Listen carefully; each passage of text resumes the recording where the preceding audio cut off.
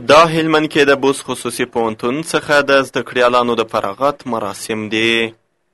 له پوهنتونونو زده کړیالان فارغ کیږي، ولې نوي جذب کې د پام وړ کموالی د پوهنتونونو مسؤلین اندېښمن کړي دي. هلمند کې د خصوصي پوهنتونونو مسؤلین وایي چې د خصوصي پوهنتونونو په جذب کې 50% کموالی راغلی. یاد مسؤلین وایي که دا لړۍ داسې دوام وکړي، لرې به نه وي چې خصوصي پوهنتونونه له تړل کېدو سره مخ سي. دوی له حکومت څخه غوښتنه کوي چې په مالیاتو د صفایي په ټیکس او برق په بیلونو کې ورسره مرسته وکړي ترڅو یاده ستونزه حل سي.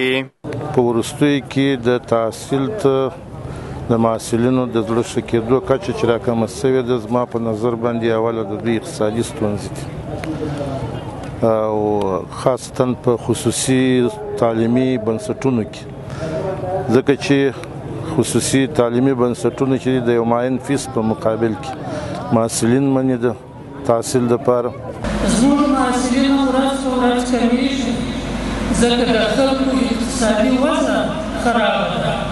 که پخوا پیسې راتللې و دغه لښکرګاه ته، نو هغه په همدغه لښکرګاه کې مصرفېدلې، موږ هم د هغه څخه ګټه اخیستله.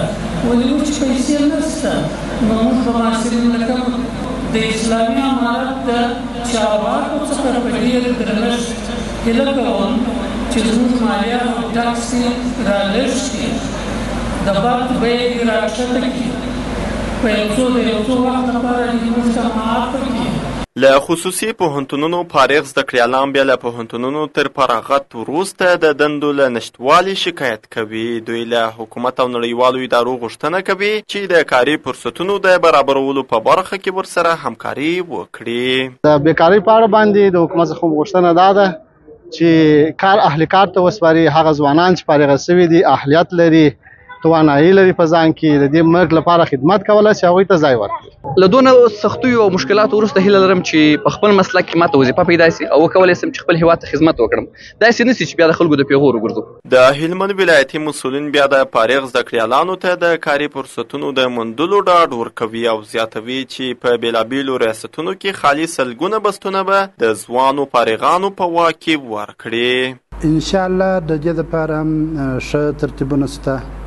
د صحت عامې ریاست په چوکاټ کې، همدارنګه د معارف ریاست په چوکاټ کې، د ښاروالي ریاست، همداسې د نورو ریاستونو په برخه کې نوي بستونه چې تعداد یې سلګونو ته رسیږي د سږکال دپاره منظور شوي دي، چې په دغو ټولو بخشونو کې به نوي تعلیم یافته ځوانانو ته د کار زمینه برابره شي. هلمند کې داسې مهال یو شمېر خصوصي پوهنتونونو مسؤلین د زده کړیالانو د کم جذب خبر ورکوي چې تېره ورځ هلمند کې د بوس خصوصي پوهنتون څخه 280 تنه زده کړیالان له بېلابېلو پوهنځیو فارغ او ټولنې ته د خدمت په موخه وړاندې سول. خلیل الله هیوادمل، سکون رادیو.